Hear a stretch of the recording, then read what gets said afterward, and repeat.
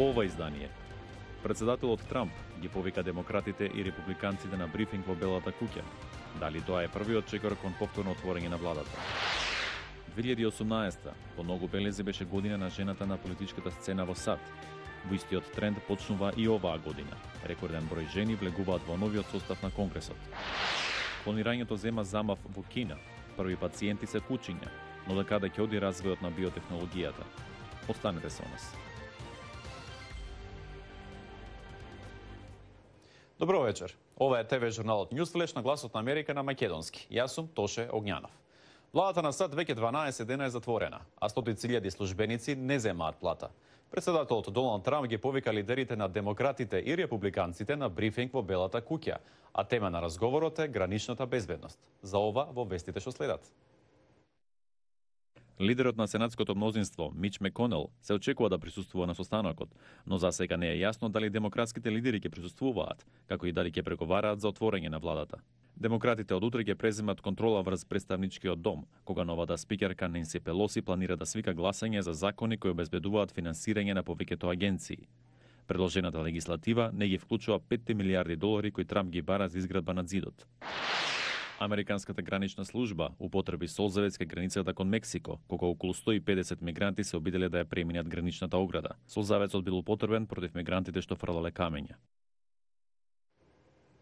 Ке се борам до крај зашто американската средна класа се губи. Со овие зборови сенаторката Елизабет Ворен ја најави својата кандидатура за претседателските избори во САД во 2020 година. Златица Хоук известува повеќе.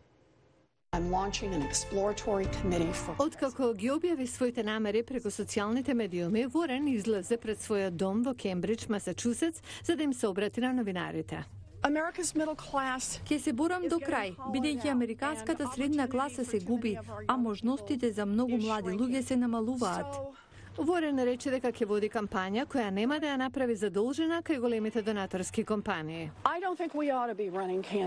Не мислам дека треба да водиме кампањи финансирани од милиардери, без оглед дали тоа се прави преку политички комитети или тоа се нивни пари кои ги трошат. Јасно покажуваме дека демократите се партија на народот, со тоа што се здружуваме и ги финансираме нашите кампањи. Нашите кампањи функционираат преку народот. По мојата објава, веќе добив донации од сите 50 држави, од дистриктот Колумбија и од Порто Рико.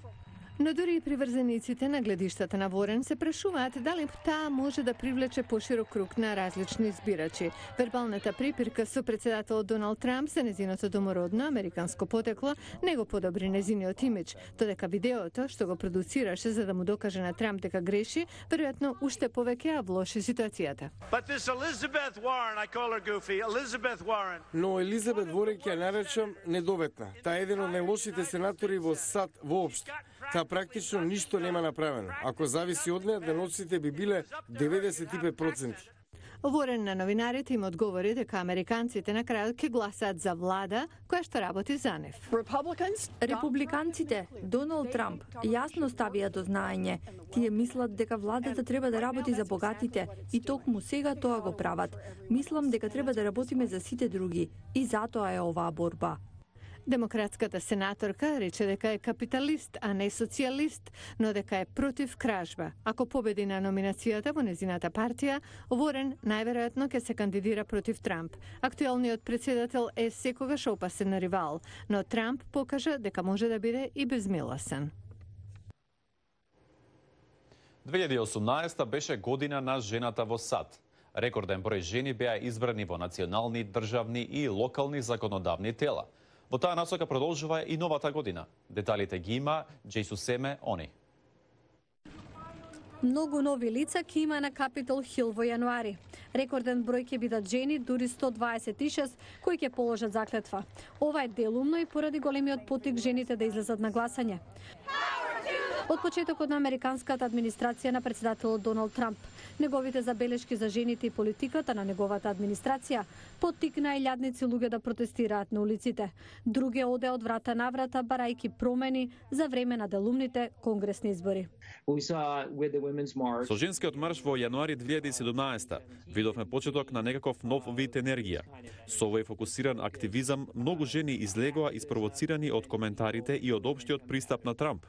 Додавајќи на лутината на жените беа случаите од висок профил на сексуално вознемирување на работно место.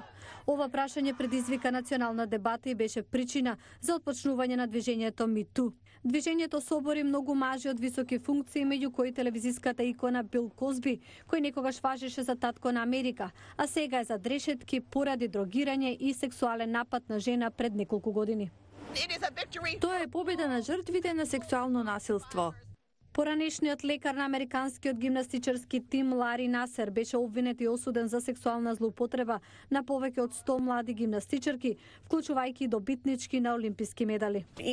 Иако сум жртва, јас не сакам и нема да го живеам мојот живот така. Судијата на Врховниот суд Брет Кавана, избор на председателот Трамп, исто така беше обвинет за сексуално малтретирање. Верував дека ќе ме силува, се обидував да викам за помош. Никогаш не сум го сторил тоа, ниту на неа, ниту пак на некој друг. Кавана беше потврден во највисокиот суд во државата, но наводите против него и натаму ја подгреваа дебатата за женските права. Низ американската историја, гневот поради нееднаквоста ги натера жените да излезат од дома и да се ангажираат во политиката. А кој е резултатот од овој гнев? Аналитичарите велат дека тоа се изминатите конгресни избори.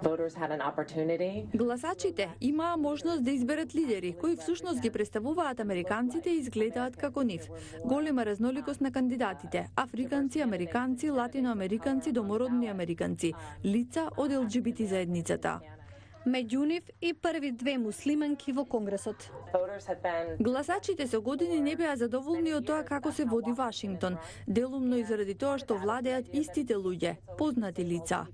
Но во Вашингтон се уште доминираат мажите. Жените сочинуваат помалку од четвртина од Конгресот, иако се 51% од популацијата на нацијата.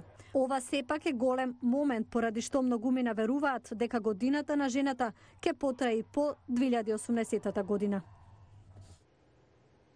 Клонирањето некогаш беше дел само од книжевноста и филмската фикција. Денес тоа е реалност и веќе зема замав во Кина. Но до кога ќе се сочуваат етичките начела? Кевин Енокс има повеќе. Ова мило куче, наречено Джус, се наоѓа на врвот на својата филмска кариера. Иако најдено на улица, Джус со својот мил изглед стана звезда за гледачите. Но веќе има 9 години и почнува да покажува знаци на старење. Джус беше во многу филмски и телевизиски продукции и бргу стана звезда со голем број фанови. Тоа е вид на интелектуална собственост и има социјално влијание, затоа и сакавме да го задржиме за понатаму. За да го постигне тоа, кинеската компанија Синоген го клонираше кучето.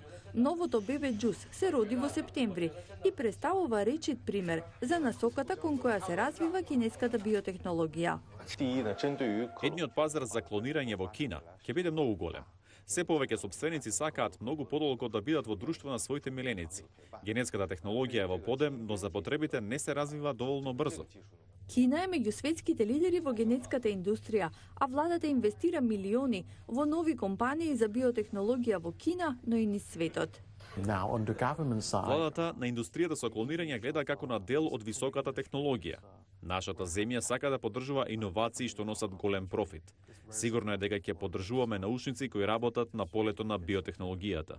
Но клонирањето сладки кучиња е една работа, а играњето со гените може да биде и контроверзно.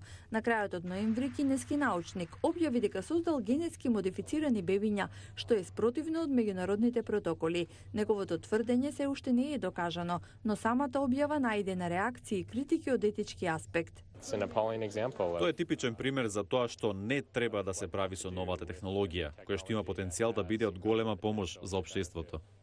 Клонирањето на вашето куче нема да предизвика осуда, но ќе ве чини многу пари, дури $55,000. Го гледавте Newsflash, ви посакувам пријатна вечер, се гледаме утре.